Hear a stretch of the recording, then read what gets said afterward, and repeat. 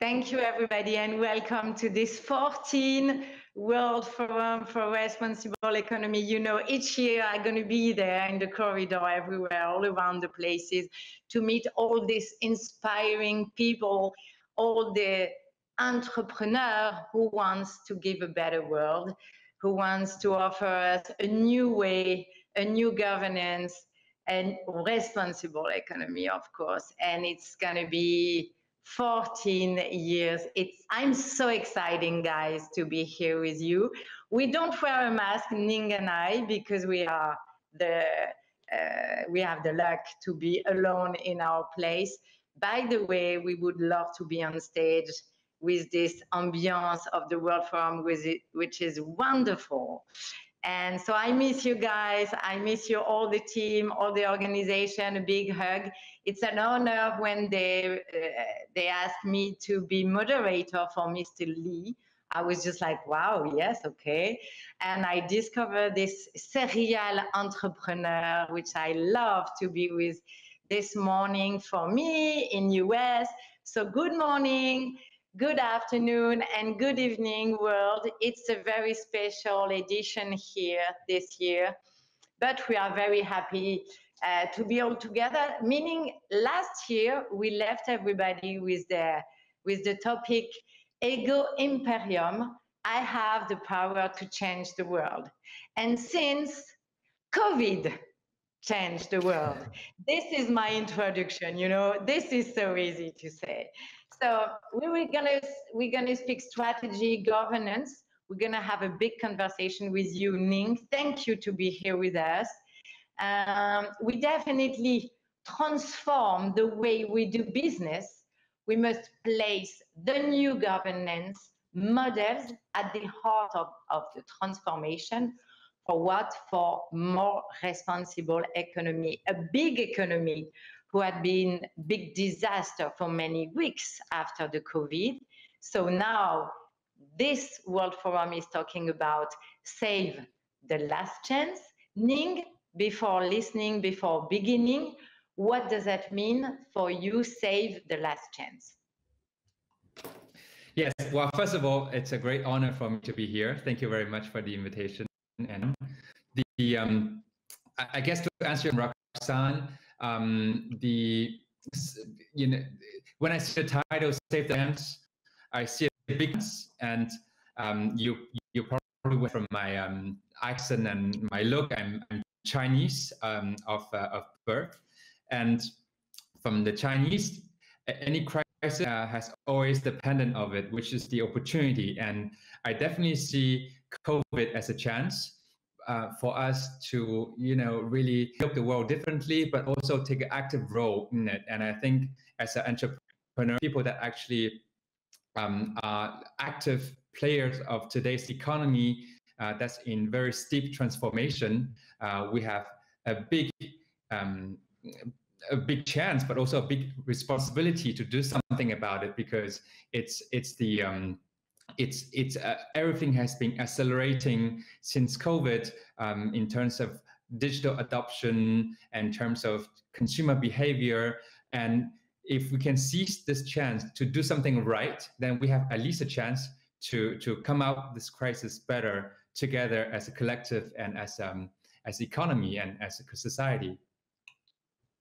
Wow, thank you. Thank you for this beautiful best answer. That's the best introduction, I think. So let's go together for this conversation, because we have now 50 minutes. I want to take some questions. So let me open another, voila, look here. So I tell you that it's gonna be great. We're gonna have a good time all together. So don't hesitate to send your question, please. I have Leonore in France who's gonna moderate it. It's gonna be many parts for this conversation, but at each time we can cut with your question, right? I want to discover who is Ning Li, why we invite you. We invite you because we are sure that you're part of the big transformation. You're part of the best, better future we want all. It's about you, your experience. It's about typology. why, what? It's the new company you founded. And then we're going to speak about this new method, the new human resources issue we need to have for today because of COVID, but not only because of COVID, for tomorrow, right? So go back to you. You were born in south of China, and you're a quality guy, I know, because your wife, her name is Roxane.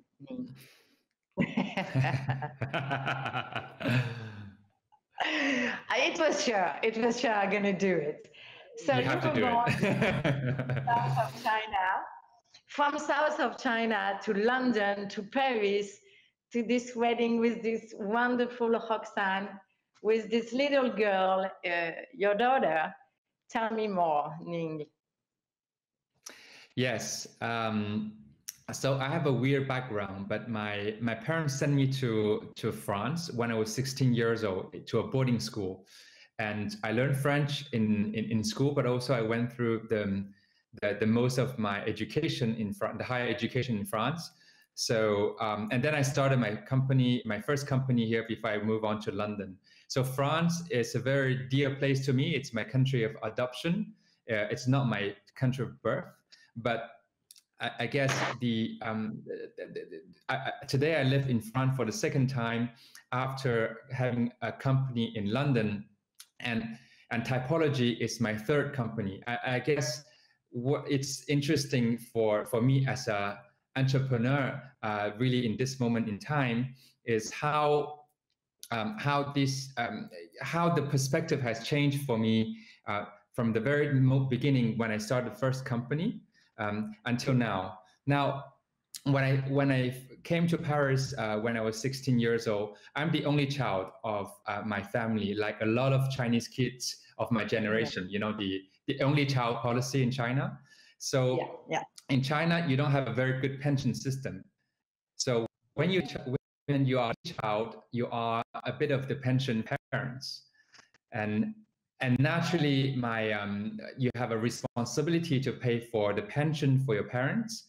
So when I was looking for my first job, my priority has been that I need a stable job that can actually pay for a stable monthly pension for my parents, because that's my duty, especially when you're a boy. That's something you must do as Chinese descendant.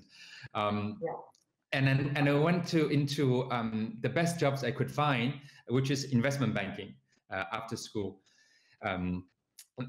However, I very quickly found out that the investment banking job, despite being very well paid, it was the opposite of what I was looking for.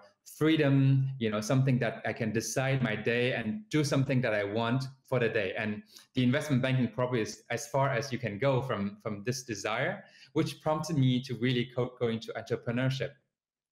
And I launched, so from there, I launched my first company, but still, even then, the goal of my first company, which was a startup called an e-commerce startup called MyFab, and still then, the goal for me was to make money, to really ensure that some cash, to make sure my parents' retirement safe, that I can, that can intervene in case of their needs. And because that was my goal, and when the first check came very early on, I took it.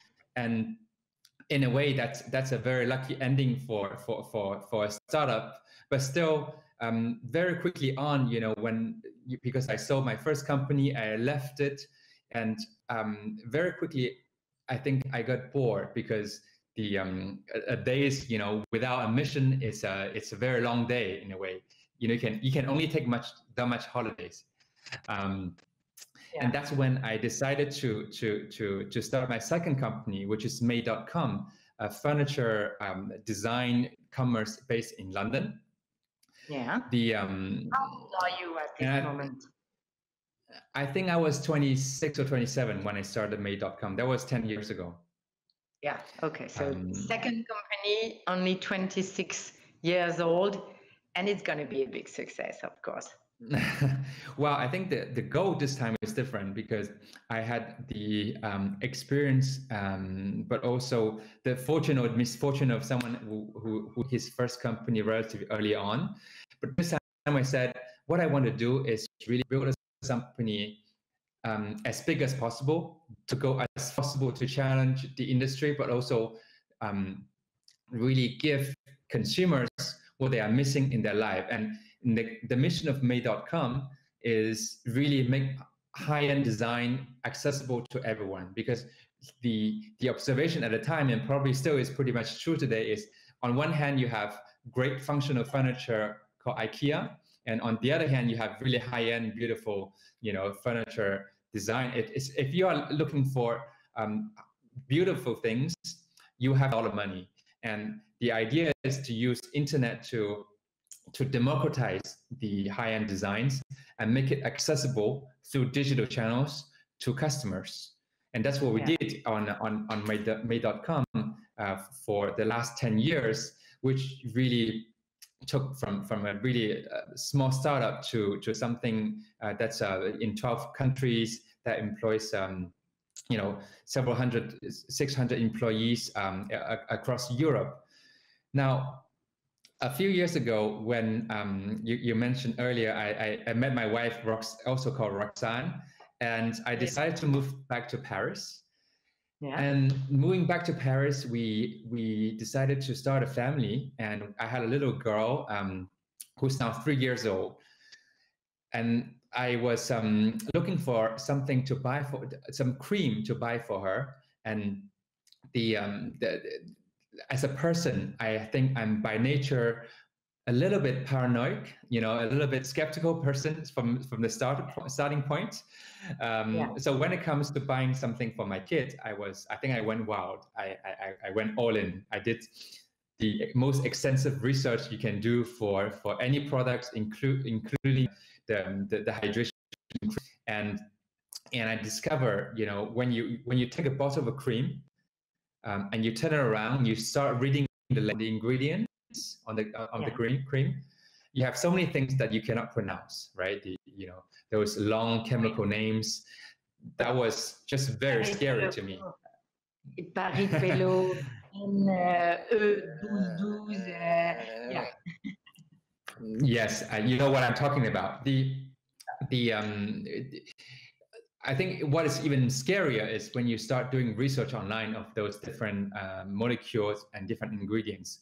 There are so many controversies and so many information and disinformation about those ingredients that just, I would just say to myself, there's nothing, in this pharmacy that I can really buy for my daughter, not even for myself.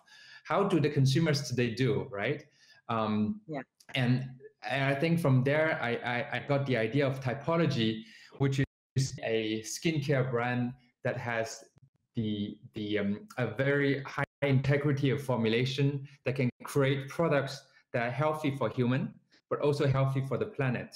Because I realized, especially in the cosmetic industry, for a very long time, the marketeers have been creating products for customers, and every day we churn out hundreds of if not thousands of products, each company, and it's been super polluting for the environment. I think it's one of the most polluting industry in the world in terms of the impact on the planet, but also creating a lot of non-health consequence for human bodies. When you have to release a product, there's only that much test you can do for 10-14 days on human for a certain ingredient or certain products. But when you use a skincare product on your skin, you have to know that when you find the cream that works for you, people are likely to stay sometimes 10 years for the same product. And the accumulation of certain ingredients for those many years is not something that's well researched today, because there's no way they can actually prove the harm, a potential harm for that, right? So Yeah. there is really is a need for the consumer and the industry to evolve towards something a little bit better, where we are more responsible as a company, but also as an industry towards the consumer. And I think the mission of Typology, which is, I reckon, a little bit idealistic, is really to change the industry for the better and make it better for human, but also better for the planet. And I guess that's why I'm here today. Exactly, exactly. So of course, everybody's online now and everybody will see this conversation later. You should go to Typology and see, because the answer, and as you say, better cosmetic, better for the planet, the answer is done. And the customer experience is amazing. And I will be transparent with you. I never use Typology products, but maybe I will. Did you work with dermatologists? Did you work, because you say first industry, the most polluting in all over the world, it's not the petrol, it's fashion. Then second one is petrol, and I think cosmetic is number 4. So of course it's a lot of research, it's a lot of dermatologists and stuff. And how did you create this product where in a bottle you just put the essential that we need? Yeah, I think so. I'm an outsider of the cosmetic industry, and I think as an outsider, you start with a lot of disadvantage. You know nothing, but it's also a strength because you start with a blank page. You don't have to go with the conventional thinking of someone that's trained in the industry for years, and that's why it's so exciting. So when we started Typology, we started to really to think what is today that is consumers are looking for, that we can what is something that we want to buy for ourselves. Find those products easily on the shelves of a Sephora or a pharmacy, and the answers is actually quite amazing, because what we have found out from the research is that consumers today have actually much more advanced demand than actually the industry can provide. People today want transparency. People today want healthy products, want natural products, whereas the industry has not evolved as much. The skincare and cosmetic industry have mostly grown after World War II, in a time when chemicals had a very different meaning at the time, right? There's really a fascination for the magical power of transformation for chemical ingredients, and I can. Yeah, sorry, I want to cut you now because I'm living in Florida. In Florida, we have a big problem is the mosquitoes. And when I talk to you, I think everybody knows this problem, but mosquitoes is the world #1 death with malaria all over the world, right? So when I tell you that, and me, I have a really white skin and they love my skin. So I can put all the spray, this mosquito, which is stink, which is so chemical, which is so bad. You cannot stay around. But suddenly I took a spray, it's only lemon and eucalyptus. It's not more expensive and it's suddenly the best. Okay, so it's not the smell, but it's suddenly the only one who works for the baby also, because baby, the mosquito of the baby. So you really, by Typology, that's why I want to reinforce really the idea of you just put in a bottle the essential that we all need, and and it's not chemical. We forget all this. I think with COVID, it's maybe a different way of taking care of ourselves. Yes. I think it certainly has changed quite a few things. The the the desire to healthy product, actually take care of yourself, has always been there. But COVID, I think, in a way, has provided the speed of change in 3 months what we have been, if we just didn't do anything for 10 years. It has accelerated everything. Yeah. Okay. So you're a successful entrepreneur. That's what we say. Ning, if you let me, I will take one question from Louise. Ning, avant de créer vos succès, quelles étaient vos relations avec le monde de l'ameublement, de la décoration et le monde de la cosmétique?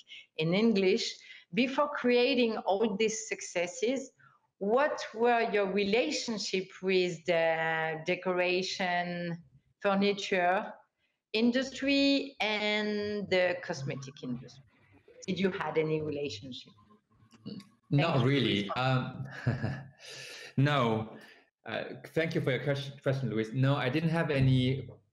I didn't have any knowledge with the industry before. So in both cases, I was the outsider.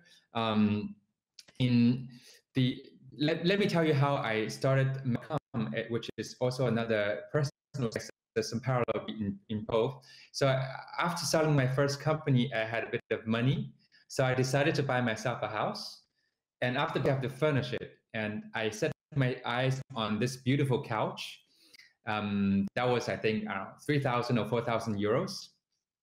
And I was about to buy it, right? It's normal, right? 3,000 to 4,000 euro. It's the normal price if you want to pay for something that looks gorgeous. Just before I bought it, I showed my on my, I think that was a BlackBerry then, still at the time, to my friend who I grew up with in China, whose parents actually have a furniture factory. And he told me, I just want to get an expert opinion on whether it's a good product. And he told me, wait a moment, let me check. And then he told me, wait a moment, you know what? We actually produced the sofa in my factory. And so by curiosity, I thought, how much do you make it for? And he told me $300. And so $300, something that actually was being sold for 3,000 to 4,000 euros. And obviously I bought it from them, but I think I realized how opaque, how much of how the industry has been, and digital, how digital can a good role in giving this value back to the consumers by bypassing basically the middleman. Oh, okay. So this company, can we say, and maybe Typology too, we used to say in the World Forum, start small, think big. First question, are you agree with that? Second question in the same time, do local, use local, produce local, be part of the local and make it produce to develop local economy, which is really important. And you see how the two questions are linked. Yes. I think my view is to think, to think big and start small. I think it's the other way around, but it's the same. It's the same. But and when it comes to the impact on the society, I think it has been much more of a mission for Typology, which produced 100% in France. Everything's made in France, and today we sell in France, but we want to sell tomorrow, perhaps to more countries. But the point is, when it comes to doing my third company, the motivation now is not just to do a business, but also to create something beyond what the business can achieve for the society. That has never been necessarily my priorities before. When times come to build Typology, we really thought very hard, long and hard with our group of the first employees, to think how can we better align the objective for Typology, which is do business, but also the broader need of society, which is do good. Really build something that's doing business and doing good in the same time and hand in hand together. And I think COVID has provided a perfect platform for us to achieve that mission in a way. Because today, consumers are not just looking for a good product, but they're also looking for a product that's responsible for the economy and for the society. So you mean it's challenge the product also, not the way we are consuming, but the product also. We want them more clean, more safe, more protecting environment. Yes, it's especially the product. It should start from the product, because what you put in the products as ingredient, let's put it this way: if you are a businessman that you're looking to make, if your only goal is to make profit, right? Your incentive is to maximize the selling price and minimize the cost of the product. And when it comes to minimizing the cost of a product, you have a lot of ways to do it, because it's a bottle. You don't know what you put in the bottle, right? Able to actually indicate what's in the bottle. And for the same ingredient, you can choose something that has an impact for your health for the short term, but a negative health impact for the long run. You know it, but you still do it because it boosts your short-term profit. But actually a lot of people do it. That's the problem of the industry. And what we have started when we started Typology, we give ourselves a mission, which is which is our guideline and in our company status, right, bylaws, that we as a company, as a goal, is not just to make profit, but also by doing business, by doing good to a human, but also to the planet. Which means that when it comes to making an arbitrage between what ingredient we put in our products, we would think much more long term for people's health and for the environment, as opposed only for optimizing the P&L, so to speak. So, for example, great. For example, the ingredient, will you prefer a lemon for south of France, or I don't know, oil? It's argan oil from Morocco. Did you have a good sourcing, sustainable sourcing with small farmers, or how you do? Yes. So we produce everything locally in France. And then for each of the ingredient today, it depends on the size of the selling volume of each product. We try to go direct to the farmer or the manufacturer. So the argan oil comes from Morocco. The prickly pear oil come from also the same region, and there's a lot of ingredients that are formulated in cosmetic products that are sourced in other part of the world that we do not necessarily today have the control. I think the goal for me, and as we've been always very transparent in that, is that we want to grow into a stage where we have direct sourcing, really go through the producer and prefer to more, but have a more direct relationship with them. But I think that requires volume and time. Let's talk now about the retail, the retailer, the online retail support. Online retail has taken a new significance in people's minds' life during the pandemic. You agree with that? Yeah, absolutely. Because you're talking about Sephora before, but it can be Sephora, it can be, I don't know, anyone, any retailer. Suddenly you cannot go, you just go online. So you face big pressure suddenly to compete on the retail online sphere, right? How did you do? I think Typology sells skincare products, And it's not easy. It's not a natural choice for people to buy online because it's something that require a lot of trust, and people think they will need to put on their skin before to test the smell before they actually make a purchase.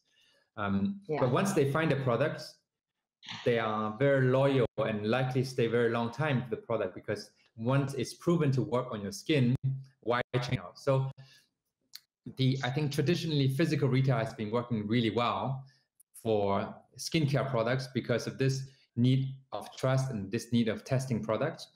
But I guess the younger generation that have been born with the digital channels, internet, Instagram, they don't necessarily have the habit of their parents. They don't consume like their parents. For them, it's a blank new page. They're much more likely to try something online because that's where they spend all their time. And when they see something that's decent, that's attractive, they are also likely to convert into a customer. And that has been, I think, before COVID. What has been the transformational step for COVID is that because a lot of retail stores are closed, or maybe because today going to retail because of the mask, because of the push, all the constraint that you have going to a store, it's not that appealing anymore. A lot of people are actually, I think broader audience, regardless of, have been trying internet and also rethinking of, what kind of product do I really need? Is there anything I can get rid of in my bathroom? Is there anything that is really good for me in terms of my health? And so I think it's an opportunity for younger brands because people are in a consideration phase for their product, but also the way they buy. They're much more likely to buy online today than a few months ago. And did you have any strategy? It's another question. It's anonymous. Do you have any digital strategy with influencers? So, I mean, I don't know, maybe, do you have any people who do this famous tuto on Instagram during the pandemic? We see everybody try this new stuff, and can we be confident with these people who try this and you want to do the same? So is it big influence? It looks like really, really big new market there. It is, yeah. We don't pay anyone to do that. We have a lot of bloggers and and the kind of influential people talking about us online. We have never paid anyone to do anything. So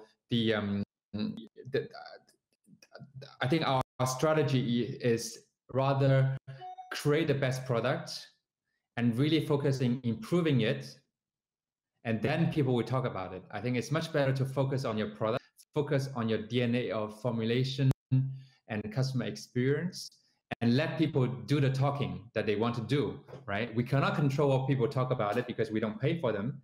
But eventually, superior products will have a better chance to win in the long run. I think that's how we see it. So to answer the question, do we have influencer strategy? We do, but the influencer strategy is really focused on creating the best product on the market. Okay, thank you for that. We will go back now for the thematic last chance. Save the last chance. It's a little bit scary when you think that. Yeah. And it was a good introduction when you say yes, definitely it's maybe the good opportunity to change behavior, to change the mind. And we think in the World Forum that because we have new successful entrepreneurs who dare to launch new company more respectful. So thank you for that. Thank you for giving us the opportunity to all buy the products we really need and is not polluting anymore. So about this day, so and now it's 10:10 a.m. for me. in the morning, I have my coffee. We talk about the new managerial methods and new human resources issue. So I read that. I said that especially with the COVID-19 crisis, jobs and I mean the functions, job description or the functions inside a business need to be reshaped. For you, do you think you will hiring people differently, more adaptable? What is your strategy recruiting now? Well, first of all, we are recruiting, and because we are lucky enough in that, as a digital business, we are growing during this pandemic. So we're also recruiting to support our growth. I think the challenge today is really the remote working in terms of remote recruiting, and we have found that when existing team can work really well on a remote basis because they know each other, they can even get into a fight on a remote basis, which is very important to get things out, to get attention, a positive discussion for the business.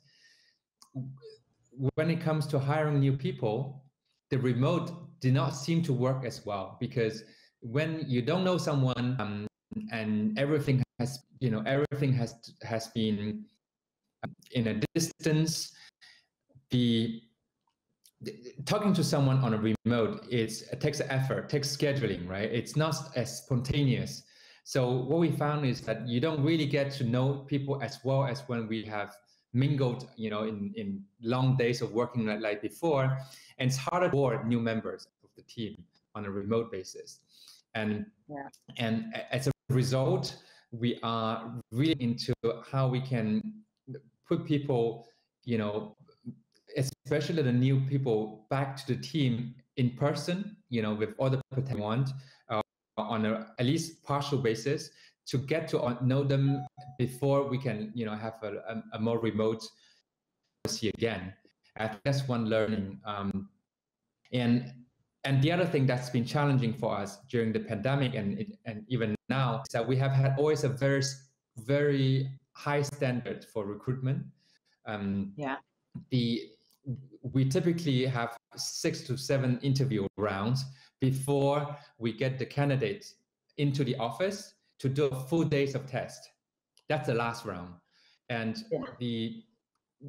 now, obviously, with COVID, getting people in the office, it's a lot harder. I mean, a lot of cases we just cannot do that, and which means that we also have to, in a way, change our standard, maybe lower it, take this physical test away, because it's not practical anymore in today's world. So I think it's definitely one of the hardest part for us, for this lack of human touch, human contact when it comes to both hiring but also onboarding people in the team. We were talking, preparing this conversation, we were talking about diversity. For you, it's definitely, and I agree with you, of course, Ning, that it's an asset to have diversity in the heart of the company. Yes. Why? I think it's a fashionable topic now, but for us, it has always been how we are. I mean, I'm I said earlier, I was born in China and I live in the UK now. I live in Paris, and my wife is Iranian. I have a very I guess diversity is a fact of life for me. It's not a belief, it's a fact of life. So when it comes to recruiting, and especially in a small business like Typology, we recruit, very much people that reflect our own beliefs and our own way of being. And so in the 30 people, we're a very small team of 30 people in Typology. I think we have around 14 to 15 nationalities. It's a very diverse team. And it's not a challenge for us, it's an advantage, because I think in a lot of creative industry, the how creative, how dynamic, and how quickly you can move depends on the number of points of view that you can have within the same team. If you are recruiting only the same people coming out from the same business school as you are very likely to have the same view across the room. But in our case, the people come from very, very different background. Sometimes it's, the views are always, and it's rich, and it opens up our mind in terms of being more innovative and being more creative. I think it's a huge asset if you're in the creative industry and if you like to be challenged and if you're comfortable being challenged. But when you have the blank page to create typology, this societal impact you are responsible for, did you already have this unbending? I don't know how, if you understand. Yeah, I know. You know, in the business strategy. Yes. So I think it's it's in company's mission statement. It's in everything, and I guess it's compatible with diversity, because what we want is, if you think of hiring and as a matrix, you want people to share the same beliefs, but you want a diversity of talent and background. So people coming to work for Typology, we're coming to work for the same mission statement, which is working products that are better for human and for the society. That's how we recruit people for. But it's not because you share the same belief that you cannot come from different school, different country, different religion, different sexual orientation. It's another aspect that we're recruiting for. Other question is, and of course after the COVID-19, how could as a company go about generate positive emotion, enthusiasm worldwide? Do you think new sustainable environmental initiatives can help?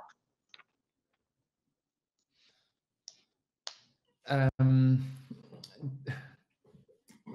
not the new sustainable environmental initiatives.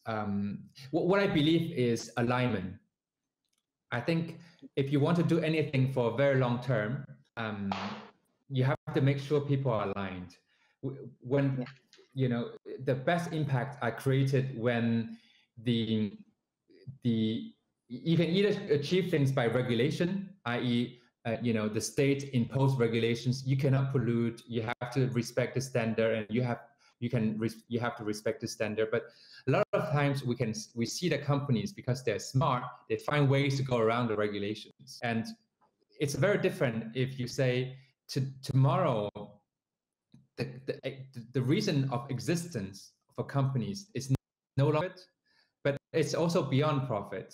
That's the only way when you change the reason of existence for the companies, that you can get companies to do something that it's a little bit better aligned for human and for the planet. And I think today, the problem that we are in today, for the pollution and etc., exists also because for many companies, the priority has always been profit. The sole purpose of a company in a capitalist world is to create profit for the shareholders. There's no other reason for that today in most of company statements, right?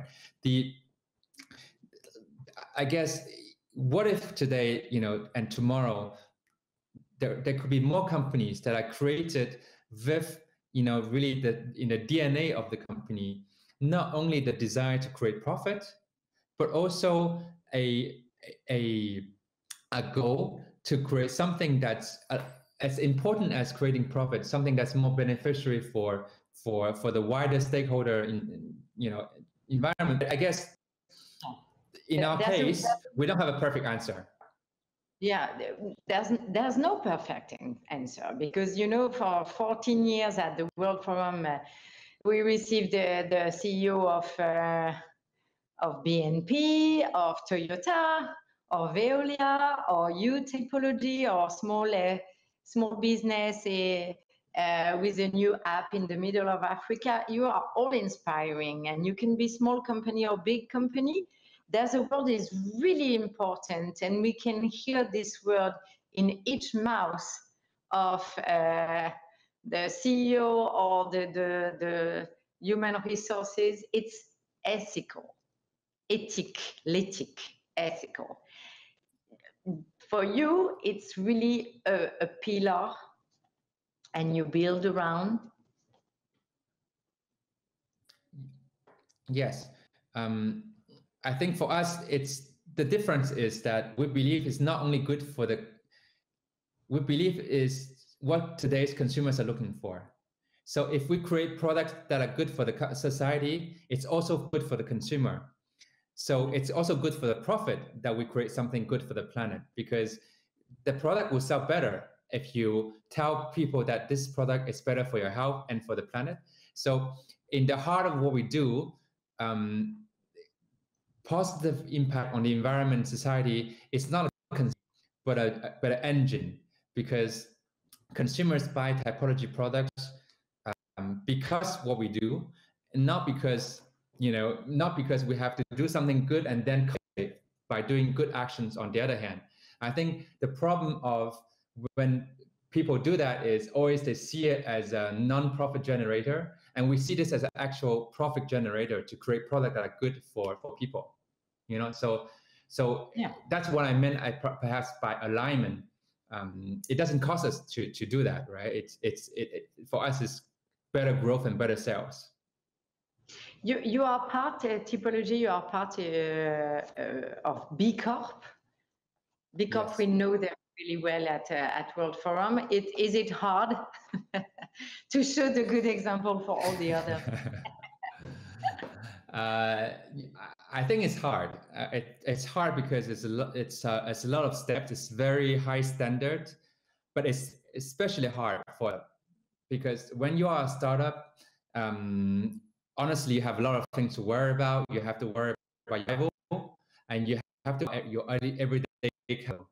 And at Typology, we've decided to be what we call a BCorp at inception. So from very early days on of the business, we try to set ourselves to a very high standard, and we use BCorp because we think we said so many things, but is there any benchmark that can really hold ourselves responsible towards our words, the deeds towards our words? And we found that BCorp is a good tool to really guide internal actions.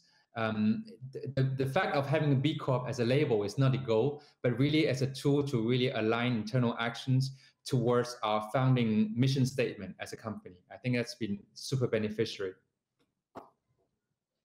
I think it's going to be maybe the last question, Ling.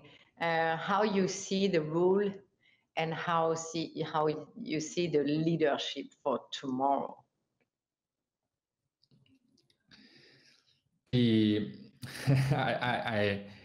How I see the leadership for tomorrow, I don't know. It's a very good question, but it's a very complex question. Exact. I can only answer for my part of the understanding of your question. I think it's, first of all, it's a good leader tomorrow. It's a leader that not only take into account a task that's been given, and in the old world, probably in a lot of cases, just to achieve result. But today is to achieve result and do something else beyond that. It could be the company, it could be the positive impact for the society, it could be for the planet, ecology, whatever. The change today that's happening is that, and it's mostly coming from consumers and from the employees. Employees work for companies that have a mission, because they want to feel that they have a broader impact beyond just their day-to-day job, and they feel uncomfortable working for corporations whose sole purpose is to generate profit. I mean, it's not the case, but more and more so, you know, we've seen that there's a lot of especially the younger generation, they are comfortable taking a cut in their salary from the big corporation to work for some mission-driven startups, because they think it's more important in this part of the life to create something positive, because make them feel good for 8 hours per day of their life, than just to say, you know, make money. Yeah, I guess and as a this good is leader.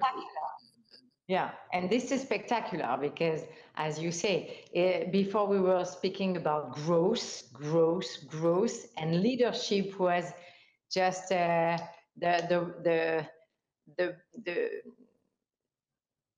the part you can see of the company. The more growth the company have, the more big, important leadership the CEO have today. Yeah. Sorry. Today it's really not the same the same open mind. So all these young students, and I know there's a lot of students online all over the world. A lot of students came out of big school to do maybe social business, to see the business really different, like you did. And that's a good thing, right? It's a good thing. It's probably the good chance, the last chance that we needed for the. I think I'm very glad to see that. I think I myself has gone through a evolution, because I said when I graduated from school, my goal was really to just make as much money as I could. It's only, you know, probably too late that I realized, in order to have a fulfilling life, money enough is not enough. You want to make something, you know, really truly motivating and truly exciting for you, is to do something that can achieve, of course, a good business, but also something that's also positive on the other hand. So when we say save the life chance for all the audience today, it's the last chance will be you part of this new way of thinking, new behavior, because with the COVID we changed 360-degree in 2 days. No more plane, no more cars, no more anything, wearing mask. Cannot take the body of anyone else, cannot talk to new people you don't know. So what is the last chance? How it's going to be for you, Ning, to conclusion, because we have few minutes. Yeah, I think I'm an optimist. I think the pandemic is it's probably here to stay, but eventually it will go away in some form. You know, I don't know how, I don't know when, I don't know how, but it will eventually go away. So between now and then, we may have 3, 6, 12 months or 18 months, it doesn't matter, of time when people are actually a lot more, by definition, more with themselves, you know, because they work at home, they are more remote, and they have more time of reflection. And this is a time, you know, of change, because when you have a lot of time to think about things, a lot of time for yourself, it's probably also a positive time to think, what have we been doing in the past that's really you know, good for me and good for the broader, you know, what makes my life better, you know, coming out of the pandemic, which can make me sleep better, which can make me more in peace with myself. And this is the moment to seize, to change that. That's the way I see it. Yeah, thank you, Ning. To be open with you, I just spent 1 hour really great with you. And when we prepare together and now online, it's a pleasure to speak French or English. It's always a pleasure. Thank you guys for the World Forum to offer us this opportunity. I hope you had pleasure with us. Do you have, because I don't hear you from the La Régie, Do you have any question? Last one you need to send because it's now, because I think they will cut. I don't know. Thank you to your for your authenticity, Ning, because it's a truly good moment we have together. That's the strength of the new new markets of tomorrow. So go on Typology, guys. You're gonna see that. Go on Made. So it's made.com. Yes. Made.com. And typology.com. Yeah, and typology.com. Enjoy. Thank you so much. Thank you much, Roxane. And stay online. Thank you. Bye.